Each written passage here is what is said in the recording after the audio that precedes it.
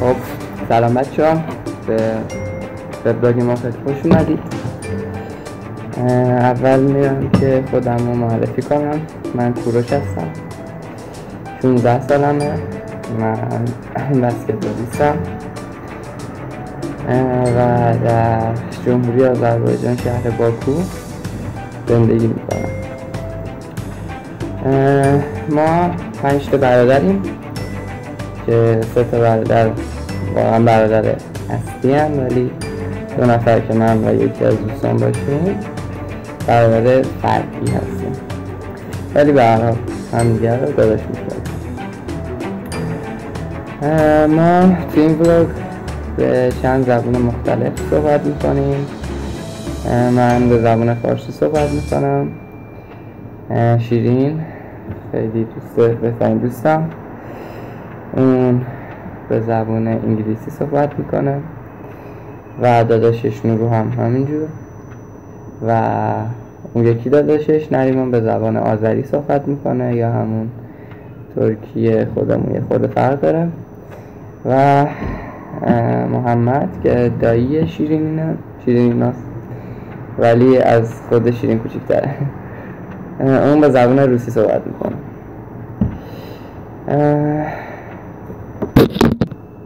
خب من همونطور که میبینید فارسیم خوبه، چون تو ایران به دنیا آمدم و اونجا زندگی کردم حدود 13-14 سال، یعنی اونجا بودم. الان 3-4 سالی که اینجام و زبان آذری رو بلدم و دارم سعیم میکنم که روسی یاد بگیرم. من و بقیه دوستان، مخصوصا شیرین که بهترین دوستمه، اونم بسکتبالیسته و ما آرزومون اینه که توی یه تیم خوب باشیم و بازی کنیم.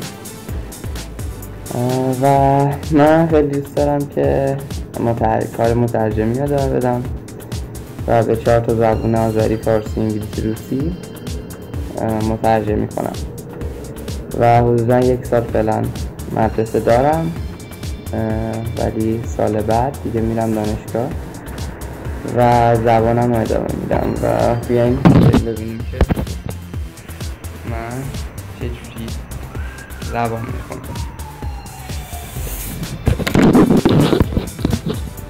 و خودم میخونم، من کلاس نمیرم و خودم از یوتیوب یا کانال های مختلف یا سایت ها یا حتی دوستان میپرسم و مینویسم. یه خورده سخته زبان روسی، خیلی حرفایی داره که واسه ما فارسی زبان ها سخته، ولی توی آذربایجان بیشتر مردم بلدن روسی صحبت کنن، یعنی یه جورایی چون قبلا تحت تسلط روسیه بوده، به خاطر همینم اونا همه بیشترشون بلدن. اونایی که پیرن که حتما بلدن، اونایی هم که جوانن بیشتر یا مدرسه روسی میرن و بلدن، توی درسشون روسی هست. سلام بچه ها، من دوباره اومدم. خیلی فکر کردم که چیکار میتونم براتون بکنم، چون امروز بیرون نرفتم زیاد و نتونستم از بیرون یا باشگاه واسهتون فیلم بگیرم. خیلی فکر کردم بگم روسی بهت میاد بسم یا خاطره تعریف کنم، اما گفتم که یه دونه اوریگامی بهتون یاد بدم. اوریگامی که اسمش توپ آبی هستش، اسمش خودم گذاشتم توپ آبی. چیزی که به شما احتیاج دارید فقط یک ورقه که واسه من چک نویسه، یه چیزی روش نوشتم.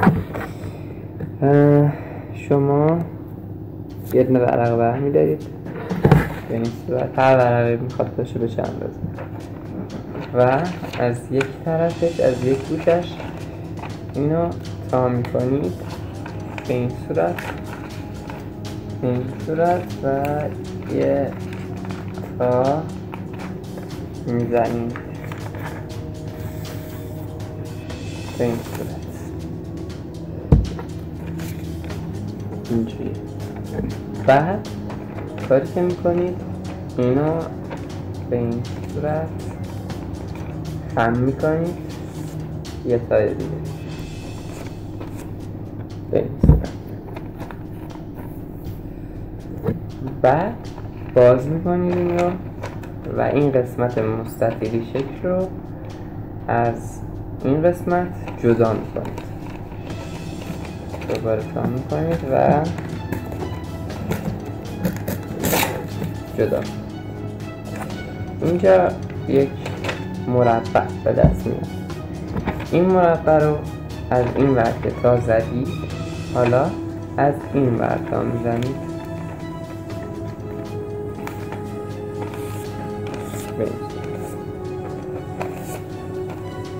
یه مثلث و یه مثلث هم از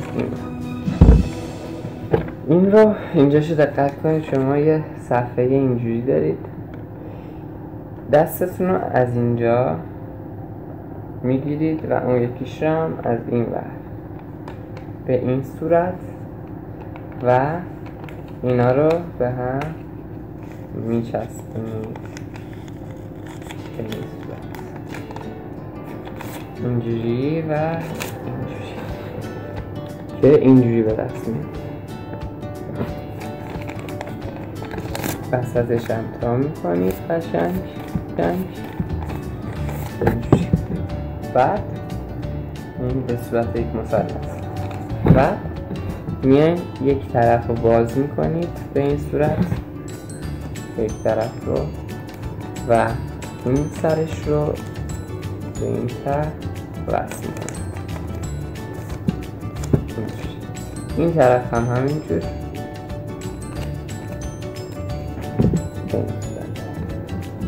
و اون طرف هم به همین صورت. اول این ور به این صورت، بعد این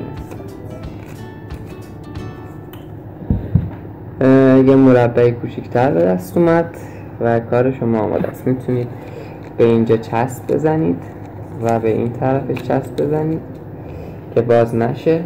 بعد از یک طرفه از این طرف این صف که باز میکنید و از اینجا توش آب پر میکنید. وقتی که آب پر میکنید این پر آب میشه و پر میشه مثل یه توپ و میتونید که با دوستاتون شوخی بکنید.